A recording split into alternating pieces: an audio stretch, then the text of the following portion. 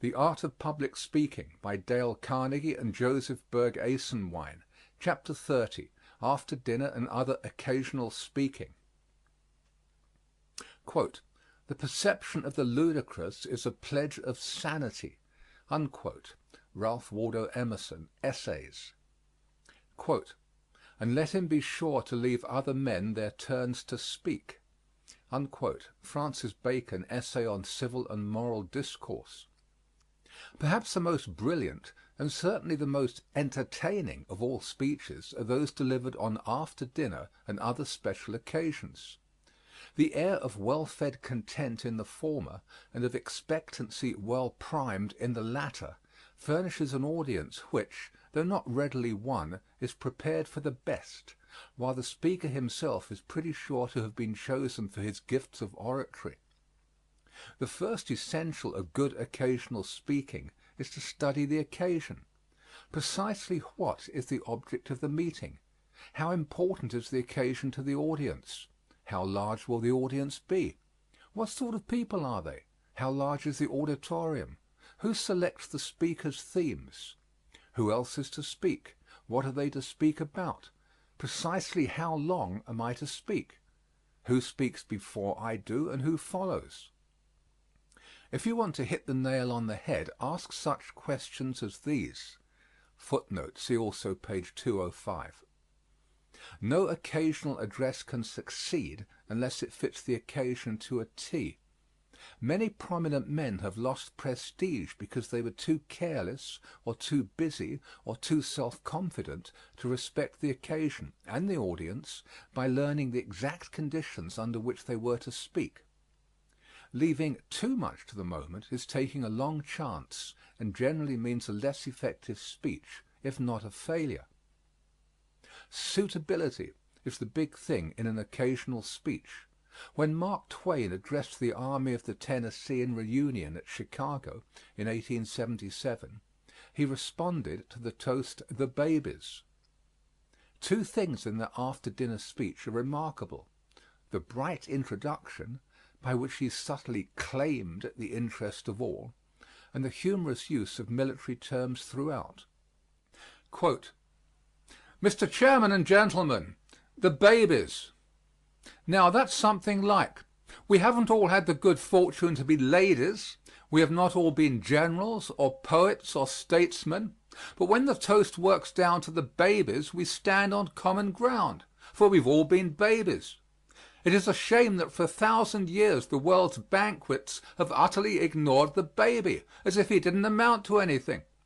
If you, gentlemen, will stop and think a minute, if you will go back 50 or 100 years to your early married life and recontemplate your first baby, you will remember that he amounted to a good deal, and even something over." Unquote. Quote, "As a vessel is known by the sound, whether it be cracked or not," said Demosthenes, "so men are proved by their speeches, whether they be wise or foolish." Unquote. Surely the occasional address furnishes a severe test of a speaker's wisdom. To be trivial on a serious occasion, to be funereal at a banquet, to be long-winded ever, these are the marks of nonsense. Some imprudent souls seem to select the most friendly of after-dinner occasions for the explosion of a bombshell of dispute. Around the dinner table it is the custom of even political enemies to bury their hatchets anywhere rather than in some convenient skull. It is the height of bad taste to raise questions that in hours consecrated to goodwill can only irritate. Occasional speeches offer good chances for humor, particularly the funny story, for humor with a genuine point is not trivial. But do not spin a whole skein of humorous yarns with no more connection than the inane and threadbare, "and that reminds me." An anecdote without bearing may be funny, but one less funny that fits theme and occasion is far preferable. There is no way, short of sheer power of speech, that so surely leads to the heart of an audience as rich, appropriate humor. The scattered diners in a great banqueting hall, the after-dinner lethargy, the anxiety over approaching last train time, the overfull list of overfull speakers, all throw out a challenge to the speaker to do his best to win an interested hearing. And when success does come, it is usually due to a happy mixture of seriousness and humor, for humor alone rarely scores so heavily as the two combined, while the utterly grave speech never does on such occasions. If there is one place more than another where second-hand opinions and platitudes are unwelcome, it is in the after-dinner speech.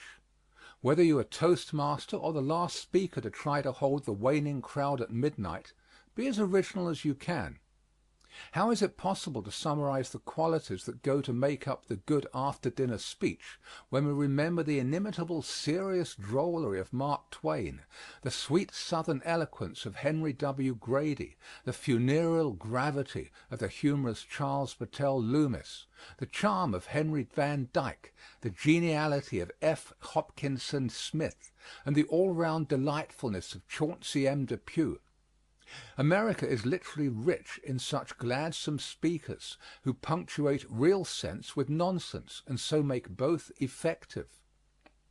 Commemorative occasions, unveilings, commencements, dedications, eulogies, and all the train of special public gatherings offer rare opportunities for the display of tact and good sense in handling occasion, theme, and audience. When to be dignified and when colloquial, when to soar and when to ramble arm in arm with your hearers, when to flame and when to soothe, when to instruct and when to amuse. In a word, the whole matter of appropriateness must constantly be in mind lest you write your speech on water. Finally, remember the beatitude, "Blessed is the man that maketh short speeches, for he shall be invited to speak again." Heading: Selections for Study. Title: Last Days of the Confederacy.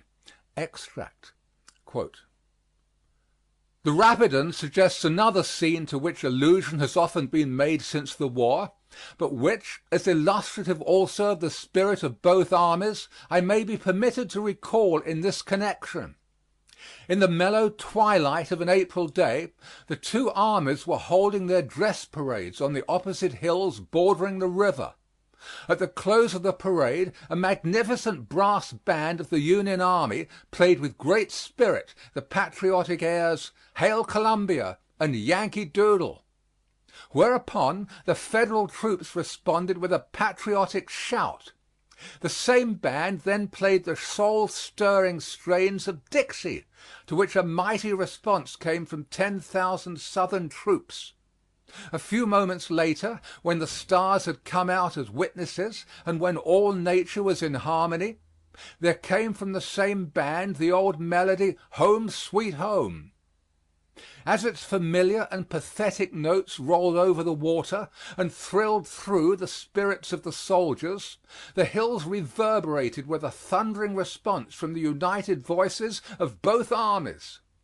What was there in this old, old music to so touch the chords of sympathy, so thrill the spirits and cause the frames of brave men to tremble with emotion? It was the thought of home. To thousands, doubtless, it was the thought of that eternal home to which the next battle might be the gateway. To thousands of others it was the thought of their dear earthly homes, where loved ones at that twilight hour were bowing round the family altar and asking God's care over the absent soldier boy." Unquote. General J.B. Gordon, C.S.A. Title: Welcome to Kossuth. Extract: Quote, "Let me ask you to imagine that the contest in which the United States asserted their independence of Great Britain had been unsuccessful, that our armies, through treason or a league of tyrants against us, had been broken and scattered, that the great men who led them and who swayed our councils, our Washington, our Franklin, and the venerable President of the American Congress, had been driven forth as exiles. If there had existed at that day in any part of the civilized world a powerful republic with institutions resting on the same foundations of liberty which our own countrymen sought to establish, would there have been in that republic any hospitality too cordial, any sympathy too deep, any zeal for their glorious but unfortunate cause too fervent or too active to be shown toward these illustrious fugitives? Gentlemen, the case I have supposed is before you. The Washingtons, the Franklins, the Hancocks of Hungary, driven out by a far worse tyranny than was ever endured here, are wanderers in foreign lands. Some of them have sought a refuge in our country. One sits with this company, our guest tonight, and we must measure the duty we owe them by the same standard which we would have had history apply if our ancestors had met with a fate like theirs. Unquote. William Cullen Bryant. Title: The Influence of Universities. Extract. Quote: When the excitement of party warfare presses dangerously near our national safeguards, I would have the intelligent conservatism of our universities and colleges warn the contestants in impressive tones against the perils of a breach impossible to repair. When popular discontent and passion are stimulated by the arts of designing partisans to a pitch perilously near to class hatred or sectional anger, I would have our universities and colleges sound the alarm in the name of American brotherhood and fraternal dependence. When the attempt is made to delude the people into the belief that their suffrages can change the operation of national laws, I would have our universities and colleges proclaim that those laws are inexorable and far removed from political control. When selfish interest seeks undue private benefits through governmental aid, and public places are claimed as rewards of party service, I would have our universities and colleges persuade the people to a relinquishment of the demand for party spoils, and exhort them to a disinterested and patriotic love of their government, whose unperverted operation secures to every citizen his just share of the safety and prosperity it holds in store for all. I would have the influence of these institutions on the side of religion and morality. I would have those they send out among the people not ashamed to acknowledge God and to proclaim His interposition in the affairs of men, enjoining such obedience to His laws as makes manifest the path of national perpetuity and prosperity.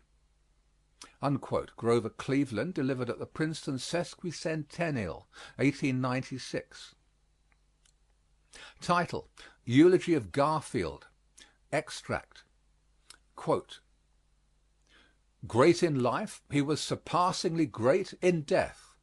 For no cause, in the very frenzy of wantonness and wickedness, by the red hand of murder, he was thrust from the full tide of this world's interest, from its hopes, its aspirations, its victories, into the visible presence of death, and he did not quail.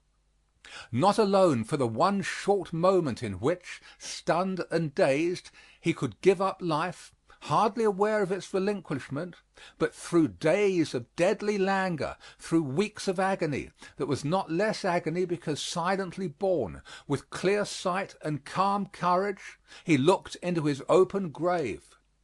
What blight and ruin met his anguished eyes, whose lips may tell what brilliant broken plans, what baffled high ambitions, what sundering of strong, warm manhood's friendships, what bitter rending of sweet household ties.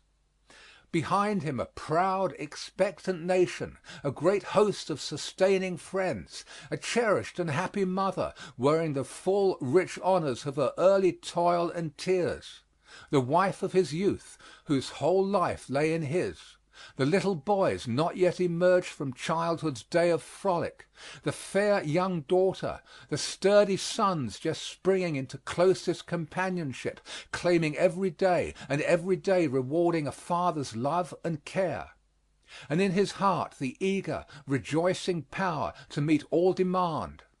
Before him desolation and great darkness, and his soul was not shaken. His countrymen were thrilled with instant, profound, and universal sympathy. Masterful in his mortal weakness, he became the center of a nation's love, enshrined in the prayers of a world. But all the love and all the sympathy could not share with him his suffering. He trod the winepress alone. With unfaltering front he faced death. With unfailing tenderness he took leave of life. Above the demoniac hiss of the assassin's bullet he heard the voice of God. With simple resignation he bowed to the divine decree.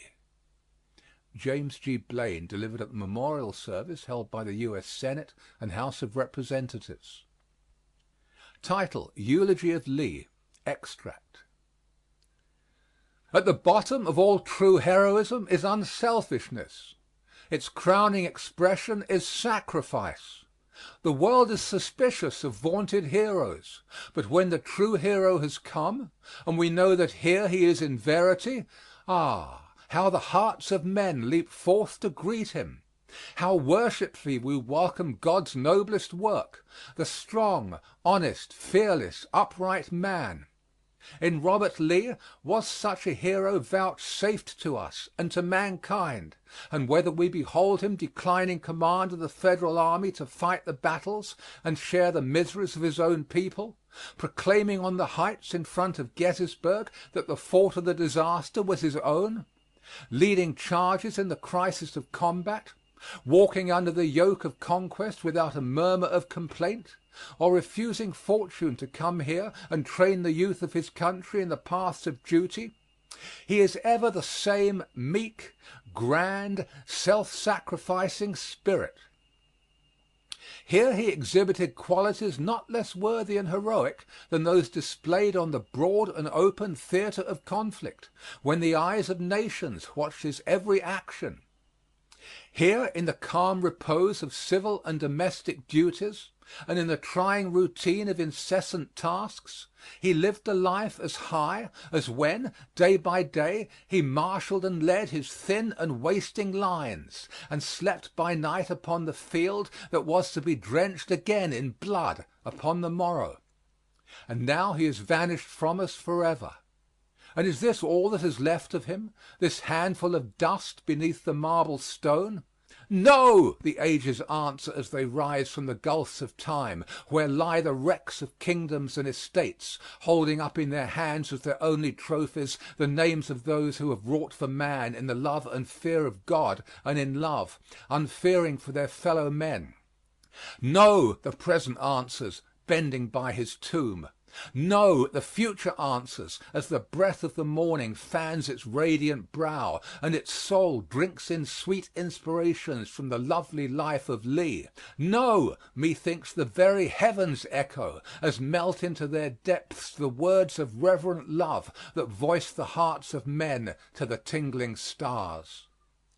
Come we then today in loyal love to sanctify our memories, to purify our hopes, to make strong all good intent by communion with the spirit of him who, being dead, yet speaketh. Come, child, in thy spotless innocence. Come, woman, in thy purity. Come, youth, in thy prime. Come, manhood, in thy strength. Come, age, in thy ripe wisdom. Come, citizen, come, soldier, let us strew the roses and lilies of June around his tomb, for he, like them, exhaled in his life nature's beneficence, and the grave has consecrated that life and given it to us all. Let us crown his tomb with the oak, the emblem of his strength, and, with the laurel, the emblem of his glory. And let these guns, whose voices he knew of old, awake the echoes of the mountains, that nature herself may join in his solemn requiem. Come, for here he rests, and on this green bank, by this fair stream, we set today a votive stone, that memory may his deeds redeem when, like our sires, our sons are gone. Unquote. John Warwick Daniel, on the unveiling of Lee's statue at Washington and Lee University, Lexington, Virginia, 1883. Questions and exercises. 1. Why should humor find a place in after-dinner speaking? 2. Briefly give your impressions of any notable after-dinner address that you have heard. 3. Briefly outline an imaginary occasion of any sort and give 3 subjects appropriate for addresses. 4. Deliver one such address, not to exceed 10 minutes in length. 5. What proportion of emotional ideas do you find in the extracts given in this chapter? 6. Humor was used in some of the foregoing addresses. In which others would it have been inappropriate? 7. Prepare and deliver an after-dinner speech suited to one of the following occasions, and be sure to use humor: a lodge banquet, a political party dinner, a church men's club dinner, a civic association banquet, a banquet in honor of a celebrity, a woman's club annual dinner, a business men's association dinner, a manufacturers club dinner, an alumni banquet, an old home week barbecue. End of section 30.